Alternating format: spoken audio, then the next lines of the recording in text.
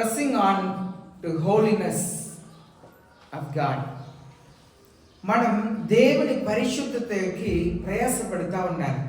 మన జీవితంలో పరిశుద్ధంగా ఉండటకు ఆశపడాలి. 2వ తిమోతి పత్రిక 3వ అధ్యాయం 1వ వచనం నుండి 5వ వచనం వరకు మనం చదువుతాం.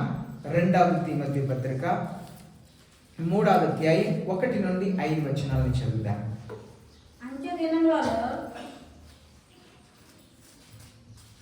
అంత్య దినములలో అపాయకరమైన కాలంలో వచ్చినది తెలుసుకొను. ఎలాగనగా మనుష్యులు స్వార్థప్రియులు, ధనాపేక్షలు, బింకములాడువారు, అహంకారులు, దూషకులు, తల్లిదండ్రులకు అవిధేయులు, కృతజ్ఞత లేనివారు, అపవిత్రులు, అనురాగరహితులు, అతిద్వేషులు, అపవాదకులు, అజితేంద్రియులు, క్రూరులు, సజ్జన ద్వేషులు, ద్రోహులు, మూర్ఖులు, గర్వాన్నులు, దేవుని కంటే సుఖానుభవం ఎక్కువగా ప్రేమించువారు, పైకి భక్తి గల వారి వలె ఉండి దాని శక్తిని ఆశ్రయించని వారినై ఇందురు. ఎందుకు మనం పరిశుద్ధతకి ప్రయాసపడాలి? మనం పరిశుద్ధంగా ఉండటకు ప్రయాసపడాలి. మన కళ్ళు పరిశుద్ధంగా కాపాడుకోవాలని ఆశపడాలి. పరిశుద్ధమైన వాటిని చూడాలి. మన చూపు పరిశుద్ధమైన చూపుగా ఉండాలి. మోహపు చూపు, చిన్న చూపు, విసపు చూపు, మన అపవిత్రమైన వాటిని చూడటం. నేను బండిలో వెళుతున్నప్పుడు ఎక్కడైనా ఏదైనా విగ్రహంలకు సంబంధమైనది వచ్చినా కూడా చూడకూడదు. దావీదు తన కళ్ళుని అంత పరిశుద్ధంగా కాపాడుకున్నారంట. దేవుడు అసహించుకున్న దాన్ని కూడా కళ్ళెత్తి చూడరంట. కళ్ళుని కొన్నిసారి దేవుని పిల్లలు, దేవుని సేవకులు అలా చూస్తూ వెళ్తుంటారు. గుడి ఏదైనా కనిపించినా లేదైనా అలా చూస్తూ వెళ్తుంటారు. దావీదు చెప్తున్నారు తన కళ్ళుని పరిశుద్ధంగా కాపాడుకుంటున్నారంట. మన నాలుకని పరిశుద్ధంగా కాపాడుకోవాలి. మన చెవుని పరిశుద్ధంగా కాపాడుకోవాలి. ఎలాంటి వాటిని మనం వింటున్నాం, అదే మన పరిశుద్ధంగా ఉండటకు ప్రయాసపడటం, యేసయ్యలా ఉండటకు ప్రయాసపడటం. ఇక్కడ చూస్తున్నాము, in the last days difficult times will come. చివరి దినంన అపాయకరమైన దినం అంటే ఇది డిఫికల్ట్ టు బి క్రిస్టియన్స్. క్రైస్తవులుగా ఉండటకు చాలా కష్టమైన కాలం వచ్చిందంట. అపాయకరమైన దినంలోనే మనం ఉన్నాం. మన చుట్టూ లోకంలో జరుగుతున్న అపాయమే కాదు, ఈనాటి విశ్వాసంలో నిలబడగలుగుతానా అనగలిగిన ఒక భయం, అపాయకరమైన మోసపూరితమైన ఒక కాలంలో ఉంటున్నాం. ఎక్కడ చూసినా మోసాలు, దౌర్జన్యం, ఆశ, పదవి ఆశ, డబ్బు ఆశ. మనసంతా డబ్బు మీది, మనసంతా పదవి మీది. దేవుని భయం ఉండదు. చాలా చోట్ల నేను చూస్తున్నాను, అన్య భాషల్లో ఆరాధించి బయట వచ్చి అసలు వెటకారంగా మాట్లాడుతుంటారు. దేవుని ఘనపరచని రీతిలో మాట్లాడుతుంటారు. కొందరిని కించపరిచి మాట్లాడుతుంటారు, హేళనం చేసి మాట్లాడుతుంటారు. అయితే ఆ దేవుని ఆలయంలో ఉండి మాట్లాడింది అన్య భాషలైనా పరిశుద్ధ ఆత్మ ద్వారా కాదు, దురాత్మలు. మన పరిశుద్ధ ఆత్మ దేవుడు మనలో ఉంటే మనం పరిశుద్ధంగా ఉండటకు ప్రయాసపడతాం. మన కళ్ళునే కాపాడుకోవటానికి ప్రయాసపడతాం, నాలుకనే కాపాడుకోవటానికి, చెవునే కాపాడుకోవటానికి, అన్నిటికంటే మన హృదయాన్ని కాపాడుకోవటానికి ప్రయాసపడతాం. పరిశుద్ధ ఆత్మ దేవుడు మనలో ఉంటే హృదయంని కాపాడుకోవటానికి ప్రయాసపడతాం, మన తలంపుల్ని కాపాడుకోవటానికి ప్రయాసపడతాం. 2వ వచనంలో చూస్తున్నాము, ఈ అంత్య దినంలో మనుషులు ఎలా ఉంటారంట? స్వార్థప్రియులు. ఈనాడు చూడండి, స్వార్థం.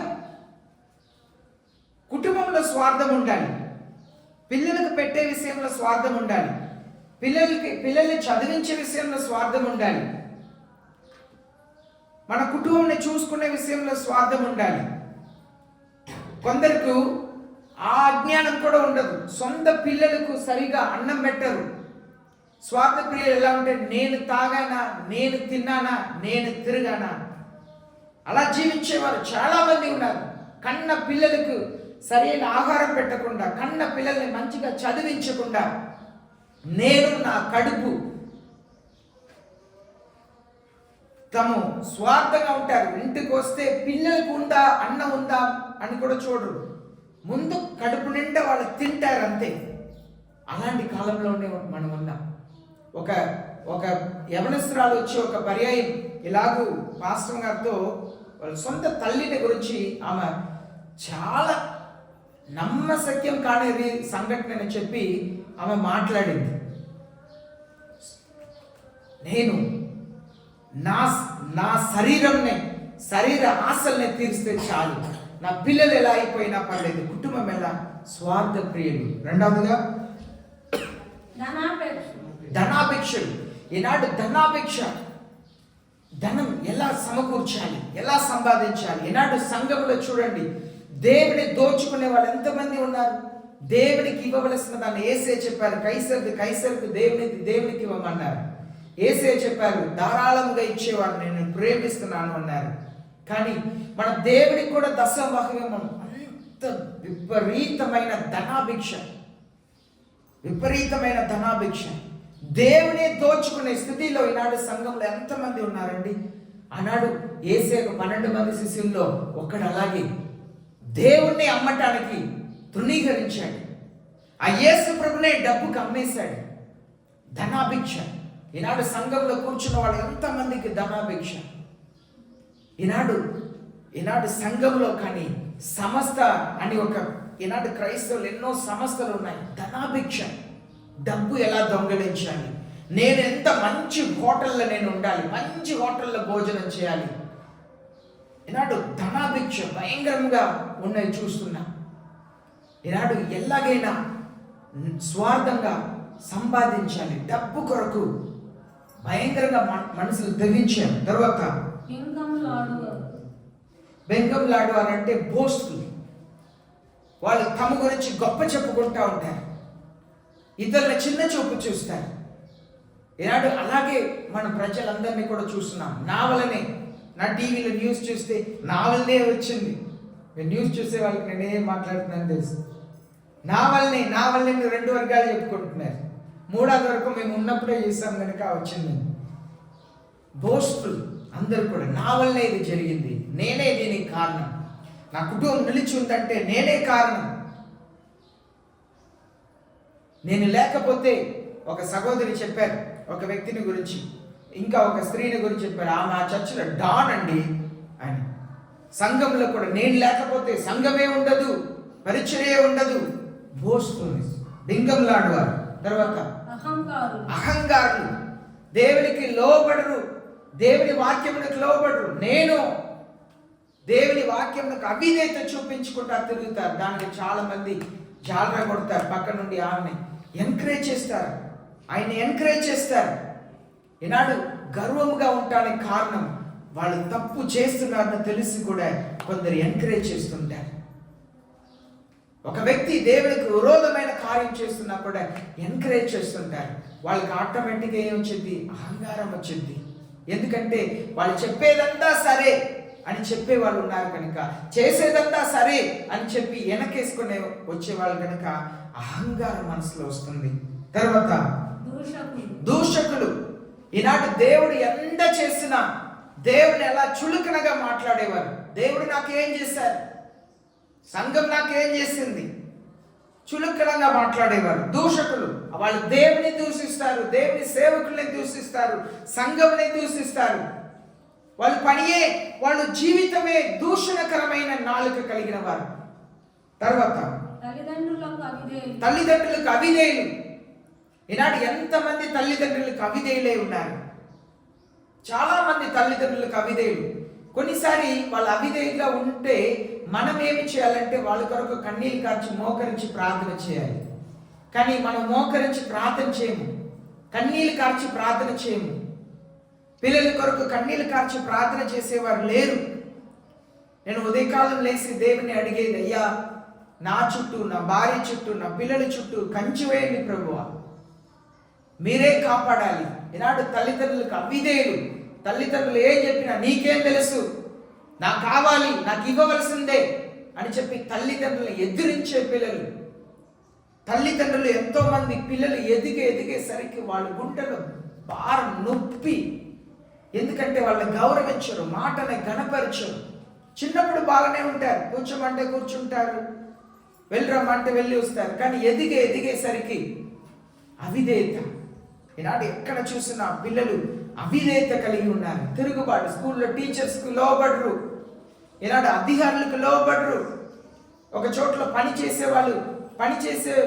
ఇచ్చిన వారికి లోబడరు. తిరుగుబాటు స్వభావం, తల్లిదండ్రులకు అవిధేయత. తర్వాత కృతజ్ఞత లేనివారు. ఈనాడు కృతజ్ఞత లేదండి. ఎన్ని మేలు చేయండి, కొంచెం కూడా కృతజ్ఞత ఉండదు. వాడుకోవటానికి మనుషుల్ని ప్రేమించి వస్తువుల్ని వాడుకోవాలి, కానీ ఈనాడు మనుషుల్ని వాడుకొని వస్తువుల్ని, డబ్బుని ప్రేమించడం మొదలుపెట్టారు. పోయిన నెల నా పాస్టర్ గారికి చెప్పాను, కొన్ని కార్యం నువ్వు చెయ్యవద్దు, ఆపేయి. నిన్ను మనుషులు వాడుకుంటున్నారన్న సత్యం తెలుసుకో. వాళ్ళు నిన్ను ప్రేమించట్లా, నిన్ను వాడుకుంటున్నారు. అదే నిజమైంది. మనుషులు వాడుకుంటున్నారు, అవసరం కొరకు వాడుకోవటం. కృతజ్ఞత లేదు మనుషులకు, కృతజ్ఞత లేదండి. ఈ వారం మా ఆత్మీయ సేవకుడు, మా ఆత్మీయ తల్లి, ఆత్మీయ తండ్రి అంటారు. వచ్చే వారం ఒక విషయంలో అడిగితే వేరెక్కడో కూర్చుంటారు. ఈనాడు కృతజ్ఞత లేని వారు చాలా మంది ఉన్నారండి. తల్లిదండ్రులు ఎన్నో మేలు చేసి ఉంటారు, కానీ పిల్లలకు కృతజ్ఞత ఉండదు. తల్లిదండ్రులు సరిగ్గా తినక వాళ్ళకి మంచి బట్టలు తీసుకుంటా ఎంతో చేస్తారు, కానీ పిల్లలకు కృతజ్ఞత లేని మనసు కలిగిన వారు ఎంతో మంది ఉన్నారు. తర్వాత అపవిత్రులు, పరిశుద్ధత లేదు. అదే మనం ధ్యానిస్తున్నాం. మనకు కావలసింది పరిశుద్ధత. ఈనాడు పరిశుద్ధత అనేది లేదు. మనల్ని చూసి ఇలా పరిశుద్ధుడు అని చెప్పరు. దేవుని భయం ఎవరికి ఉందో వాళ్ళే పరిశుద్ధత కలిగిన వారిని చూస్తే వీళ్ళు పరిశుద్ధులను గ్రహించగలుగుతారు. ఆనాడు యేసే చెప్తున్నారు, సొంత ఇంట్లో, సొంత ఊర్లో ఒక ప్రవక్తకు విలువ ఉండదు అన్నారు. ఎంత పరిశుద్ధంగా ఉన్నా, పరిశుద్ధత ఉంటేనే పరిశుద్ధతను చూడగలుగుతారు. యాకోబు పత్రిక రాసిన ఆ యాకోబు యేసయ్య హాఫ్ బ్రదర్ అంటారా, అంటే మరియాకు యోసేపు పుట్టినవారు. యోహాను సువార్తలో చూస్తే యేసు ప్రభుని చాలా హేళనం చేస్తారు, కానీ యేసయ్య చనిపోయిన తర్వాత నా ప్రభు అని చెప్పి రాస్తారు. మనం పరిశుద్ధతను చూడాలి, పరిశుద్ధంగా ఉండటకు ప్రయాసపడాలి. తర్వాత అనురాగ రహితులు అంటే ఇర్రెకన్సిలబుల్, అంటే క్షమాపణ అడుగుతాము, మరలా కలిసి ఉంటాము, ఐక్యపడతాము అనే మనసు రాదు. నేను కరెక్ట్ అంతే, సమాధాన పడటానికి ఇష్టపడరు. సమస్యని పొడిగిస్తా. అయ్యో, చేసిన పొరపాటుని వెంటనే సరి చేసుకోవాలి, వెంటనే సమాధాన పడాలి, మనసు రాదు. ఇర్రెకన్సిలబుల్. తర్వాత అతి ద్వేషులు. ద్వేషం ఉంటుంది, బయట నటిస్తారు, బయట బాగానే ఉంటారు, బాగున్నారండి అంటారు, కానీ మనసులో అతి ద్వేషం. మనసులో బాగుండదు, మనసులో ద్వేషం ఉంటుంది, బయట నటిస్తారు. చాలా మంది బయట మనల్ని చూస్తే నవ్వుతా ఒక మాట మాట్లాడతారు, కానీ మన వెనక చాలా చెడ్డగా మాట్లాడుతుంటారు మనల్ని గురించి. అదే ద్వేషం. ద్వేషం ఉంటేనే మనుషులు వెనక చెడ్డగా మాట్లాడతారు. నిజముగా ద్వేషం లేకపోతే చెడుగా మాట్లాడము. తర్వాత అజితేంద్రియులు అంటే without self control. Self control ఉండదు. అనగా సెల్ఫ్ కంట్రోల్ అనేది మనల్ని మనం ఒక స్థితిలో ఉంచటం. నేను ఇది చెయ్యాలి, ఒక సమయంలో పాటించాలి, ఈ పనిని నేను చెయ్యాలి నిర్ణయించుంటే ఆ పనిని చేయటం, ఈ సమయంలో ఈ కార్యం చేయాలంటే దాన్ని చేయటం, సెల్ఫ్ కంట్రోల్ని పాటించటం. ఈనాడు ఆశలు ఉంటుంది, ఇది చెయ్యాలని ఆశ ఉంటుంది, చేయలేము. కారణం ఏంటంటే సెల్ఫ్ కంట్రోల్ లేకపోవటం. అది ఏ విషయమైనా సరే సెల్ఫ్ కంట్రోల్ లేకపోవటం.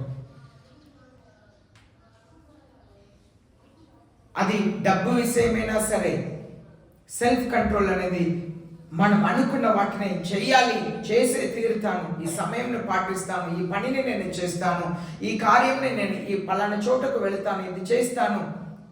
సెల్ఫ్ కంట్రోల్ లేకపోవటం. తర్వాత క్రూరులు, బ్రూటల్. ఈనాడు క్రూరమైన కార్యం అన్ని చోట్ల చూస్తున్నాం. మనుషులు, మీరు ఏదైనా ఒక చిన్న ఇది మీరు ఎవరికైనా తగిలినా కానీ ఏదైనా జరిగితే ఎంత క్రూరంగా ప్రజలు ప్రవర్తిస్తున్నారో, మాట్లాడుతున్నారో. క్రూరులు అంటే ఎన్నో మేలులు అనుభవిస్తారు, మేలులు పొంది ఉంటారు, కానీ మనకు విరోధముగా ఇంకా ఒకరి దగ్గర క్రూరంగా మాట్లాడతారు. వాళ్ళు పొందుకున్న మేలులంతా మర్చిపోయి మనల్ని ఎలా దూషించి మాట్లాడతారు, మనల్ని అవహేళన చేస్తారు, మనల్ని ఒక మాట చెప్తారు, ఎడం చేత తీసి పక్కన పెట్టేస్తారు. క్రూరులు, నాడు క్రూరమైన మనసు. తర్వాత సజ్జన ద్వేషులు అంటే మంచి విషయం ద్వేషిస్తారు. మనం యెషయా గ్రంథంలో చదువుతున్నాము, మంచిని చెడుగాను, చెడుని మంచిగాను చెప్తారంట. మంచి విషయంలో అంతా ద్వేషిస్తారు. మీరు పిల్లలకి చెప్పండి, నువ్వు ఆకుకూర తిను ఆరోగ్యంగా ఉంటుందంటే నాకు చికెనే కావాలి అంటారు. ఆకుకూర తినరు, వెజిటబుల్ తినరు. మంచి విషయంని ద్వేషించేవారు, మంచి దాన్నే వద్దు అంటారు. మీరు మంచి డ్రెస్ ఒకటి, ఈ డ్రెస్ మీకు చాలా బాగుంటుంది అని చెప్పండి, లేదు, వాళ్ళ మనసు నాకు ఇదే కావాలి అని చెప్పి కూర్చుంటారు. అయ్యో, నా తల్లిదండ్రులు ఏదైనా చేస్తే నా మేలు కొరకే చేస్తారు కదా, మంచిదే చేస్తారు కదా. ఒక పాస్టర్ గారు హైదరాబాద్లో ఉన్నాము, ఒక సేవకురాలు వచ్చారు. ఆవిడ చెప్పారు, చిన్నప్పటి నుండి చాలా పేదరికం నుండి వచ్చారంట, తినటానికే ఉండేది కాదంట. ఆవిడ ఫ్రూట్స్ ఏమి తినదంట. ఆమె అలా తినకపోవటం వలన శరీరంలో 2 కోట్ల మందికి 2 కోట్లలో ఒక్కరికి సమస్య వచ్చిందంట. 2 కోట్లలో ఒక్కరికి ఆ సమస్య వచ్చిందంట. ఆమె కేకలు వేగా ఆమె నరాలని ఇలా తట్టి లేపి నరాల నుండి ఇంజెక్షన్ ఇచ్చారు. కారణం ఆవిడ చెప్తున్నారు, తర్వాత తెలిసింది ఫ్రూట్స్ తీసుకోకపోవటం వలన. మీరు పిల్లలు చెప్పండి, తిను, ఈ యాపిల్ తిను, బనానా తిను అంటారు, నాకు చిప్స్ కొనివ్వు అంటారు. మంచిదాన్ని ద్వేషిస్తారు. అది మంచి మాటలు ఏదైనా చెప్పండి, అది చదువు విషయమైనా సరే, ఏ విషయమైనా, పిల్లలైనా సరే, పెద్దవాళ్ళైనా సరే. మేము ఒక చోట్ల భోజనం చేసి టీ తాగాలి అని చెప్పి నిలబడ్డాము. అక్కడ కూర్చొని పొగ తాగుతుంటే అలా వాంతి వచ్చేటట్లుగా కష్టంగా ఉంది, కానీ వాళ్ళ దాన్ని ఇంపుగా తాగుతున్నారు. మనకు ఆ వాసన పడట్లే. ఏది వద్దుని చెప్తామో మంచి వాటిని ద్వేషించేవారు. తర్వాత ట్రాచరస్, ద్రోగులు అంటే నమ్మక ద్రోహం చేస్తారు. నేను ఎవ్వరికి చెప్పను అంటారు, ఊరంతా చెప్తారు. ద్రోగులు. తర్వాత మూర్ఖులు, రెక్లెస్ అంటారు. రెక్లెస్ అంటే మూర్ఖులు. ఎంత చెప్పినా వినరు. నేను ఇంతే, నేను ఇలాగే ప్రవర్తిస్తాను. తర్వాత గర్వాంధులు. ఈ గర్వం ఉన్న వాటిని బట్టి గర్వం, కులంని బట్టిన గర్వం. గర్వాంధులు. చదువుని బట్టి గర్వం, జాబ్ని బట్టి గర్వం.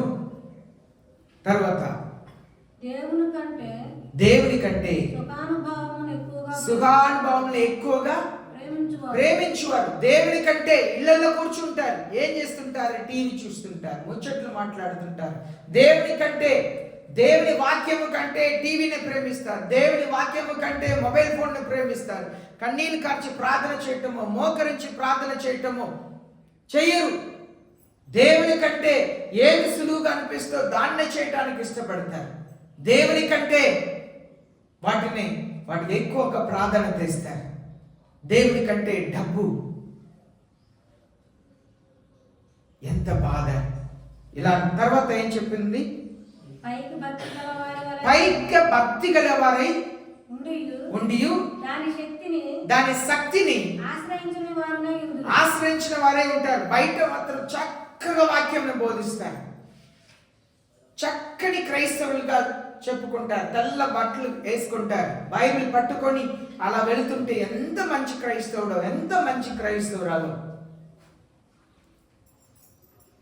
ఈనాడు బయట భక్తి కలిగిన వాళ్ళ కనిపిస్తారు, కానీ దాని శక్తి ఉండదు, దాంట్లో ఆత్మీయత పరిశుద్ధత ఉండదు.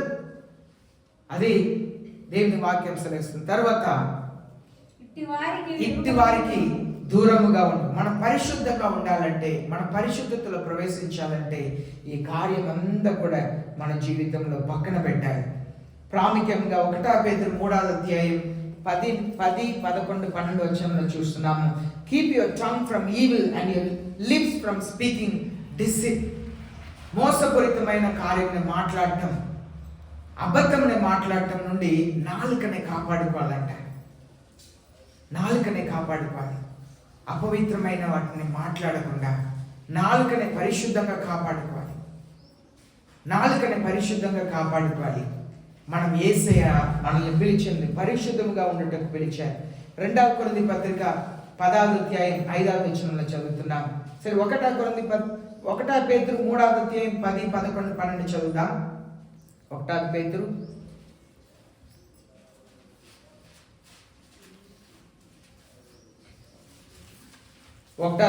3వ అధ్యాయం. జీవమును ప్రేమించి మంచి దినము చూడగోరు వాడు చెడ్డదాన్ని పలకకుండా తన నాలుకను, కపటపు మాటలు చెప్పకుండా తన పెదవులను కాచుకొనవలెను. చూడండి, మనం మంచి రోజులు చూడాలి, ఆశీర్వాదం కలగాలంటే నాలుకనే కాపాడుకోవాలి. 2వ కొరింథీ పత్రిక 10వ అధ్యాయం 5వ వచనంలో మనం ప్రతి ఒక్క ఆలోచనల్ని యేసుక్రీస్తు కింద తీసుకురావాలంట. మనసులో పరిశుద్ధత ఉండాలి, ఆలోచన పరిశుద్ధంగా ఉండాలి, హృదయం పరిశుద్ధంగా ఉండాలి. చెడ్డ తలంపులు ఎప్పుడు ఆలోచన చేసినా ఊహ, వాటిని గురించి ఊహించటం, ఆమెను గురించి ఊహించటం, చెడ్డ ఆలోచనలు ఈనాటి ఎక్కువగా. యేసయ్య చెప్పారు, యవ్వన వయసు నుండి మనుషుల తలంపులు, ఊహ అంతా కూడా చెడిపోయి ఉందని ఆదికాండం 6వ అధ్యాయంలో చదువుతున్నాం. మనం చదవండి 2వ కొరింథీ పత్రిక 10వ అధ్యాయం 5వ వచనం. మేము వితర్కములను దేవుని గూర్చిన జ్ఞానమును అడ్డగించు ప్రతి ఆటంకమును పడద్రోసి ప్రతి ఆలోచనను క్రీస్తుకు లోబడినట్లు చెరపట్టాలంట. ప్రతి ఆలోచనల్ని క్రీస్తుకు లోబడినట్లుగా చెరపట్టాలంట. ఆలోచనల్ని కాపాడాలి. ఎందుకంటే ఈనాడు మొబైల్ ఫోన్ అయినా, ఫేస్బుక్ అయినా చెడు చెడు చెడు, మంచిదే రావట్లేదు, చెడ్డది. లోకం అరచేతిలో బహు మోసకరమైనది. మనసుల ఆలోచన అంతా చెడిపోయి ఉంది. ఎవరిని గురించి ఆలోచన చేయాలో వాళ్ళని గురించి ఆలోచన చేయకుండా, ఎవరిని గురించి ఆలోచన చేయకూడదు వాళ్ళని గురించి ఆలోచన చేస్తాం. మనసుని, తలంపుని క్రీస్తు యేసులో చెరపట్టాలంట. ఆలోచనలు పరిశుద్ధంగా ఉండాలి, తలంపులు పరిశుద్ధంగా ఉండాలి. ఎవరిని మెచ్చుకోవాలో వారిని మెచ్చుకోవాలి, ఎవరిని ఆస్వాదించాలో వారిని ఆస్వాదించాలి. అనగా నీ భర్తనే, నీ భార్యనే, నీ పిల్లల్ని వాళ్ళని ఆస్వాదించాలి, వారి ప్రేమనే, వారి అందమునే. కానీ మనసు వదిలిపెట్టి ఎవరినో ఏమన్నో చెడ్డ ఆలోచనలు, హృదయంలో శుద్ధి లేదు. క్రీస్తు యేసు కింద మన ఆలోచనలు అంతా కూడా చెరపట్టాలంట. చెరపట్టే వాళ్ళని ఎలా చెరపడతారు? అలా తలుపు తీస్తే వాళ్ళే వెళ్ళి లోపల నేను కూర్చుంటారా? వెతికి వెళ్ళి వాళ్ళని తీసుకెళ్ళి వాళ్ళు బయట రాకూడదని చెరపడతారు కదా. బయట రాకూడదు. చెరపట్టమంటే ఆలోచనలు ఎలా అన్నచ్చాలి. ఈనాడు చెడ్డ ఆలోచనలు, ఊహ అంతా చెడ్డది, విస్సపు మోహపు ఆలోచన, విపచార ఆలోచన, శరీర ఆశని తీర్చే ఆలోచన, ఎవరిని ఇష్టపడాలో వారిని ఇష్టపడకుండా ఎవరినో ఇష్టపడే ఆలోచన అపవిత్రంలో నడిపిస్తుంది. 2వ తిమోతి పత్రిక 3వ అధ్యాయం 12 నుండి 13లో చూస్తున్నాము. A godly way and Christ will be persecuted. ఎవరెవరు యేసు క్రీస్తును బలముగా జీవించాలని అనుకుంటున్నారో వారందరికీ శోధన వచ్చిందంట. ప్రకటన గ్రంథం 22వ అధ్యాయం 11వ వచనంలో నీతిమంతుడు ఇంకా నీతిమంతుడుగా ఉండని, పరిశుద్ధుని ఇంకా పరిశుద్ధులుగా ఉండని, అపవిత్రులు ఇంకా అపవిత్రంగా ఉండని అని చెప్పి యేసయ్య బైబిల్ రాసి ముగించారు. పరిశుద్ధంగా ఉంటున్న వారు ఇంకా పరిశుద్ధంగా ఉండని, నీతిమంతులు ఇంకా నీతిమంతులుగా ఉండని, అపవిత్రులు దుష్టులు ఇంకా అపవిత్రతలో కొనసాగని. ప్రియమైన దేవుని జనమా, మనకు కావలసింది పరిశుద్ధత. అందరు కూడా మోకరిస్తాం, ప్రార్థన చేస్తాం. మనకు కావలసింది పరిశుద్ధత. పరిశుద్ధత, హృదయంలో పరిశుద్ధత కావాలి, మనసులో పరిశుద్ధత కావాలి, నాలుకలో పరిశుద్ధత కావాలి, కళ్ళు పరిశుద్ధత కావాలి. యేసయ్య చెప్పారు, ఒక కాలం వస్తుంది నన్ను ఆరాధించేవారు ఆత్మతో సత్యముతో ఆరాధిస్తారు. ఒక కాలం వస్తుంది ఆత్మతో సత్యముతో. మనం ఆత్మలో సత్యం లేదు. ఆత్మలో సత్యం లేదండి. ఆత్మలో సత్యం లేదు. మన నిజంగా ఆత్మలో సత్యం లేదండి. కానీ ఆరాధిస్తున్నాం. పరిశుద్ధత లేదు, పాటలు పాడుతున్నాం. అపవిత్రమైన హృదయం కానీ మాట్లాడుతున్నాం, ప్రార్థన చేస్తున్నాం. హృదయంలో శుద్ధి లేదు. ఆలోచన అంతా కూడా చెడు. ఏదో ఒక అబ్బాయి మీది, ఏదో ఒక అమ్మాయి మీది, డబ్బు మీది. హృదయ శుద్ధి లేదు, పరిశుద్ధత లేదు.